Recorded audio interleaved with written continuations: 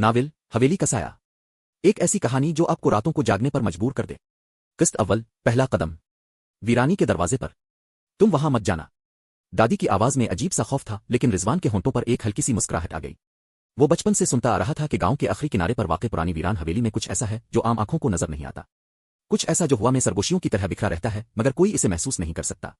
ये सब कहानियां बचपन से इसके जहन में नक्श थीं, लेकिन वो उन्हें सिर्फ देही तवहमात समझकर नजरअंदाज कर चुका था। मगर अब जब वो बरसों बाद अपने आबाई गांव लौटा था, तो ये कहानियां एक बार फिर उसके कानों में सरगोशियां करने लगे। हवेली के दरवाजे पर भी मत जाना, वहां एक बार जो गया वो कभी वापस नहीं आया, दादी ने सख्ती से कहा, मगर रिजवान ने महज सर हिला दिया। मगर वो जाना चाहता था। हवेली जहां हुआ भी साकित थी। अगली रात जब चांद आसमान पर जद हो चुका था और पूरे गांव में सन्नाटा था, रिजवान ने टार्च उठाई और हवेली की तरफ चल पड़ा। ये कोई आम इमारत नहीं थी। ये दीवारें सदियों की गवाह थीं। दरख्तों की ठंडी छांव के नीचे खड़ी इस हवेली के दर और दीवार बोसीदा हो चुके थे, जैसे वक्त के साथ साथ यहां सिर्फ साए बाकी रह गए हों। यहां हुआ तक रुक जाती थी। रिजवान के कदम जैसे ही मरकजी दरवाजे के करीब पहुंचे, अचानक हुआ रुक गई। पूरे इलाके में सन्नाटा छा गया, जैसे किसी ने दुनिया की आवाजें चरा ली हों। अचानक हवेली के अंदर कहीं से एक चीख सुनाई दी। रिजवान के दिल की धड़कन तेज हो गई, मगर यह चीख इंसानी नहीं लग रही थी। ये कुछ और थी। पहला कदम और पहला खौफ। इसने टार्च जलाकर दरवाजे पर रोशनी डाली।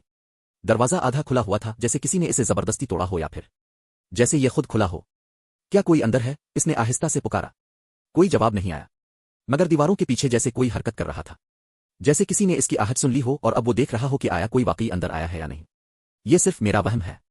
इसने खुद को तसल्ली दी और अंदर कदम रख दिया। पहला दरवाजा जो कभी बंद नहीं होता। हवेली में दाखिल होते ही इसे अजीब सा एहसास हुआ। यहां हवा में नमी थी, जैसे यहां बरसों से कोई आया ना हो, मगर फिर भी किसी की सांसों की गूंज सुनाई देती थी। थक थक थक।